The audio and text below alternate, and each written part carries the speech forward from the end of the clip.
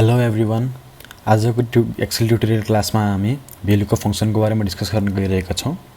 So हामीले एक्सेलमा भ्यालुको function कुन बेला युज गर्ने त? भ्यालुको फंक्सन हामीले एक्सेलमा तब युज गर्नुपर्छ जब हामीले एउटा ठूलो लार्ज रेन्ज अफ डाटाबाट कुनै स्पेसिफिक रोको डाटाको करेस्पोन्डिङ रोमा कति भ्यालु छ त भनेर थाहा पाउनको लागि हामीले भ्यालुको फंक्सन युज गर्नुपर्छ। एक्जाम्पलको लागि हजुरसँग कुनै एउटा रेन्ज अफ डाटा छ जुनमा चाहिँ एउटा रोमा चाहिँ इम्प्लोइको नेम छ र त्यसको करेस्पोन्डिङ रोमा चाहिँ हाम्रो इम्प्लोइ आइडी छ र त्योमा हामीले एउटा कुनै स्पेसिफिक इम्प्लोइको स्पेसिफिक आइडी कति छ त भनेर निकाल्नको लागि हामीले भ्यालुको फंक्सन युज गर्छौं। यसलाई म डिटेलमा अहिले वर्कआउट गरेर एक्सनमा पनि हजुरलाई देखाउँछु। भ्यालुको फंक्सन चार पार्ट्समा बाँडिएको छ। भ्यालुकपको पहिलो पार्ट छ what you want to lookup, जसलाई हामी लुकअप भ्यालु पनि भन्छौं। यो त्यो भ्यालु हो जुन भ्यालुको हजुरलाई करेस्पोन्डिङ रोमा भएको फिगर चाहिएको छ। जस्तै हामीले कुनै इम्प्लोइ आइडीबाट इम्प्लोइको नेम पत्ता लगाउन खोजिरहेछौं भने इम्प्लोइ आइडी हाम्रो भ्यालुकप भ्यालु भयो। भ्यालुकपको सेकेन्ड पार्ट छ range where the VLOOKUP value is located. यसको मतलब हजुरलाई कुन रेन्ज अफ डाटाबाट चाहिँ भ्यालुकप भ्यालुको करेस्पोन्डिङ फिगर निकाल्नु छ हो, त्यसले त्यो चाहिँ हाम्रो रेन्ज भयो। त्यो रेन्ज हामीले यसमा चुज गर्नुपर्ने हुन्छ। भ्यालुकपको थर्ड पार्ट छ कोलुमनर नम्बर, जुनमा चाहिँ हजुरको रिटर्न भ्यालु लोकेटेड छ। हाम्रो जस्तै इम्प्लोइ आइडी लुकअप भ्यालु भयो र इम्प्लोइ नेम हामीले पत्ता लगाउन खोजिरहेका छौं जसलाई हामी रिटर्न भ्यालु पनि भन्छौं। त्यो हाम्रो इम्प्लोइ नेम चाहिँ कुन कोलुमनर नम्बरमा छ त भनेर हामीले थर्ड पार्टमा डिफाइन गर्छौं। र हाम्रो फोर्थ भ्यालु छ ट्रू अर फल्स। यसको मतलब हजुरलाई एप्रोक्स म्याच चाहिएको छ कि एक्ज्याक्ट म्याच। जस्तै हामीले इम्प्लोइ आइडी हाल्यौं कुनै, र जो इम्प्लोइ आइडी कुनै एउटा रेन्ज अफ डाटामा हामीले खोजेर त्यसको करेस्पोन्डिङ भएर जुन रिटर्न भ्यालु निकाल्नु पर्छ, र जब भ्यालुकपले त्यो इम्प्लोइ आइडी त्यो रेन्जमा खोज्छ तब हामीलाई एप्रोक्स म्याच चाहिएको छ कि एक्ज्याक्ट म्याच चाहिएको छ, त्यो हामीले फोर्थ नम्बरमा डिफाइन गर्छौं। यसलाई हामीले फंक्सनमा देखाउनु पर्दा यो भयो हाम्रो पहिलो पार्ट लुकअप भ्यालु। दोस्रो पार्ट टेबल रे जुन हाम्रो सेकेन्डको यो range where the VLOOKUP is located वाला पार्ट भयो यो। त्यसपछि हाम्रो तेस्रो पार्ट भयो कुल इन्डेक्स भ्यालु जुन चाहिँ हाम्रो रिटर्न भ्यालुको कोलुमनर नम्बर हो, र रेन्ज लुकअप जुन हामीलाई एप्रोक्स भ्यालु या एक्ज्याक्ट म्याच चाहिएको छ त्यो डिफाइन गर्नुपर्ने हुन्छ। अब म हजुरहरूलाई भ्यालुकप फंक्सन एक्सेलमा स्टेप बाइ स्टेप युज गरेर देखाउँछु। भ्यालुकप फंक्सन युज गर्नको लागि पहिला हामीलाई एउटा डाटा चाहिन्छ र मैले डाटा रेडी पारेको छु। र अब मैले यो भ्यालुकप फंक्सन युज गरेर आइटम कोडको थ्रु त्यो आइटमको नाम के हो र त्यसको स्टक क्वान्टिटी कति छ भनेर पत्ता लगाउँछु। र अब हामी सुरु गरौँ यसको भ्यालुकप फंक्सन लगाउन। र अब हामीले सपोज एउटा कुनै आइटम कोड उठाम, जस्तै अहिलेलाई मैले लिए आइटम कोड 1365 त्यो मैले यहाँ टाइप गरेँ। अब भ्यालुकप फंक्सन लगाएर मैले यो पत्ता लगाउँछु कि 1365 आइटम कोडमा कुन चाहिँ आइटम छ र त्यसको क्वान्टिटी कति छ। र भ्यालुकप फंक्सन युज गर्नको लागि पहिला हजुरले प्रेस गर्नुस् इक्वल्स टु, त्यसपछि भ्लुकअप र तल फंक्सन्स देखाउँछ। यति भएपछि हजुरले अब फंक्सन्सलाई युज गर्नको लागि ट्याब क्लिक गर्नुस्। ट्याब क्लिक गरेपछि फंक्सन्स युजमा आउँछ। र पहिलो हामीले हाल्नुपर्ने हुन्छ लुकअप भ्यालु। लुकअप भ्यालु हाम्रो अहिलेलाई आइटम कोड हो। आइटम कोडको थ्रु हामीले त्यो आइटम कोडमा कुन आइटम छ र त्यसको स्टक क्वान्टिटी कति छ त्यो हेर्ने अहिले। त्यही भएर अब आइटम कोड मैले लिए लुकअप भ्यालु हाम्रो यो भयो लुकअप भ्यालु। यसमा यो सेलमा गएर मैले क्लिक गरेँ र एउटा पार्ट सकिएपछि हामीले कमाले यसलाई सेपरेट गर्छौं र अब अर्को पार्टमा आयो। अब आयो हाम्रो टेबल रे जुन चाहिँ हाम्रो रेन्ज अफ डाटा जहाँ चाहिँ हाम्रो लुकअप भ्यालु र रिटर्न भ्यालु लोकेटेड छ, त्यो रेन्ज अफ डाटा हामीले लिनुपर्ने हुन्छ। र हाम्रो अहिले रेन्ज अफ डाटा छ यो टेबल हाम्रो रेन्ज अफ डाटा भयो। अब रेन्ज अफ डाटा पनि मैले चुज गरेँ। अब यो पार्ट सकियो और यसलाई अब छुटाउनको लागि हामीले फेरि कमा प्रेस गर्यौं।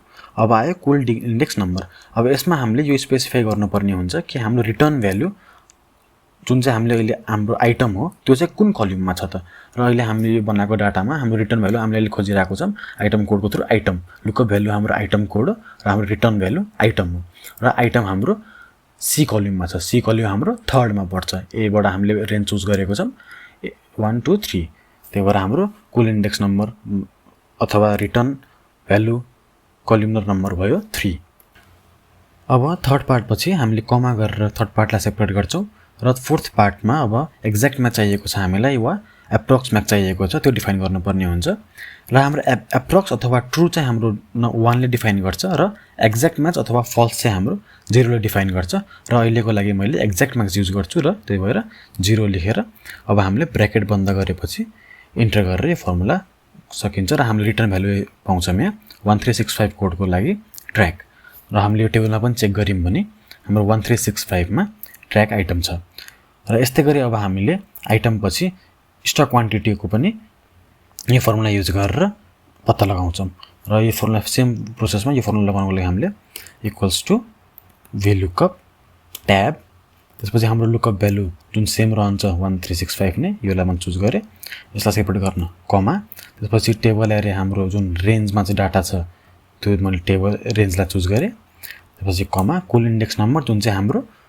रिटर्न भ्यालुको कलम नम्बर हो र अहिलेको लागि हाम्रो रिटर्न भ्यालुको कलम नम्बर छ 4 किन भन्दाखेरि हामीले अहिले इन स्टक क्वान्टिटी पत्ता लगाउन गइरहेको छौँ र त्यही भएर अहिले कलममा हाम्रो नम्बर भयो 4 त्यसपछि एक्ज्याक्ट म्याचको लागि फल्स जुन 0 ले डिफाइन गर्छ 0 गरेर ब्र्याकेट बन्द गरिसकेपछि हाम्रो यो फर्मुला कम्प्लिट हुन्छ र इन्टर गरेपछि हजुरको आउटपुट दिन्छ जुन हाम्रो 92 र हामीले यो डाटामा हेर्न सक्छौँ 1365 मा आइटम नेम छ ट्र्याक र इन स्टक क्वान्टिटी छ 92 यसरी हामीले VLOOKUP युज गर्न सक्छौँ यसमा पनि हजुरलाई केही डाउटहरू छ भने कमेन्टमा लेखिदिनु होला र म सकेसम्म त्यसलाई रिप्लाई गरेर हजुरको डाउट क्लियर गर्न कोसिस गर्छु VLOOKUP फर्मुला लगाउँदाखेरि हामीले दुई तीनवटा कुराहरूलाई ध्यान दिनुपर्ने हुन्छ पहिलो छ हाम्रो VLOOKUP फर्मुलाले जहिले पनि भ्यालु खोज्दाखेरि सधैँ राइट ह्यान्ड साइडतिर मात्र खोज्छ भन्नुको मतलब हाम्रो जुन डाटा रेन्ज हुन्छ त्यसमा हाम्रो लुकअप भ्यालु जहिले पनि लेफ्टमा हुनुपर्ने हुन्छ र त्यसको रिटर्न भ्यालु सधैँ पनि त्यसको राइट कलमहरुमा हुनुपर्ने हुन्छ जस्तै हामीले अघि नैको एक्जाम्पलमा हेर्नुपर्ने हो भने हाम्रो आइटम कोड कलम बी मा थियो भने हाम्रो रिटर्न भ्यालु जुन चाहिँ हाम्रो आइटम र इन स्टक क्वान्टिटी थियो त्यो चाहिँ कलम डी र ई मा थियो यसमा हजुरले देख्न सक्नुहुन्छ कि आइटम कोड लेफ्ट कलममा छ र त्यसको राइटमा चाहिँ हाम्रो आइटम र इन स्टक क्वान्टिटी जुन चाहिँ हाम्रो रिटर्न भ्यालु थियो र दोस्रो कुरा जुन हामीले VLOOKUP लगाउँदाखेरि हेर्नुपर्ने हुन्छ जहिले जुन बेला पनि हामीले रेन्ज चुज गर्दाखेरि जहिले पनि हामीले लेफ्ट कलम हाम्रो लुकअप भ्यालुबाट स्टार्ट गर्नुपर्ने हुन्छ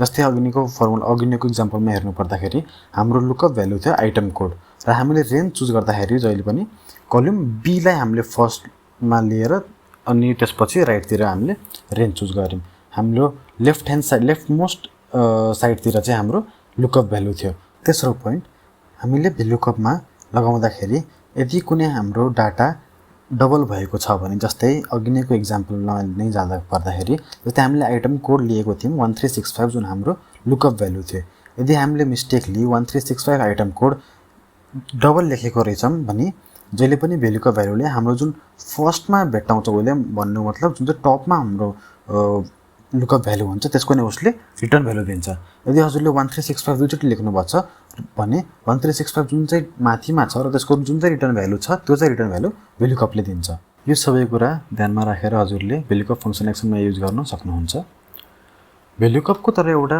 लिमिटेशन्स छ VLOOKUP युज गर्दाखेरि हजुरले जहिले पनि एउटा लुकअप भ्यालुको करेस्पोन्डिङ रोमा कुन फिगर छ त्यो पत्ता लगाउन सक्नुहुन्छ तर कुनै पनि लुकअप भ्यालुको भर्टिकल्ली डाउनवर्ड भएको कुनै पनि लुकअप भ्यालु चाहिँ हजुरले पत्ता लगाउन सक्नुहुन्न र यो लिमिटेशन्सलाई हटाउनको लागि एउटा एक्सेलमा अर्को फंक्सन छ जुन हो ह्लुकअप जस्तै हाम्रो डाटा अघि नै आइटम कोड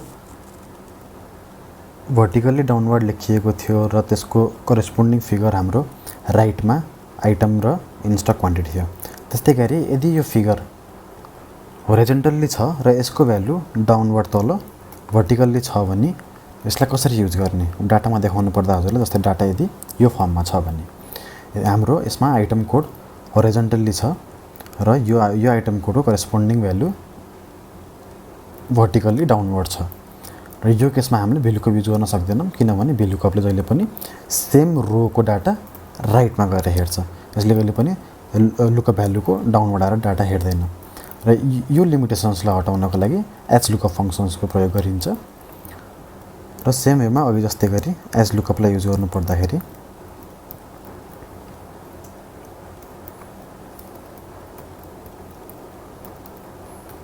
यसमा म सेम वेमा एज लुकअप युज गरेर आइटम र इनस्टक क्वान्टिटीको पत्ता लगाउँछु।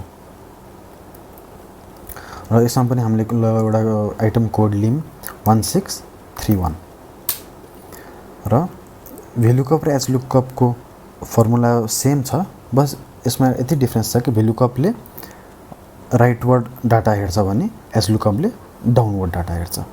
फर्मुला लगाउनको लागि equals to H lookup tab lookup value, हाम्रो लुकअप भ्यालु छ 1631 आइटम कोड जुन हो। त्यसपछि टेबल एरे जुनमा चाहिँ हामीले रेन्ज चुज गर्छौँ, डाटा रेन्ज, हाम्रो डाटा रेन्ज भयो हाम्रो पुरै। त्यसपछि यो पार्टपछि कमा हाम्रो अब पहिला भ्लुकअपमा हामीले कलमनरको नम्बर दिन्थ्यौँ भने यसमा अब हामीले रोको नम्बर दिनुपर्ने हुन्छ कि कुन रोमा हाम्रो डाटा छ। र हामीले अहिले पत्ता लगाउन गइरहेको छौँ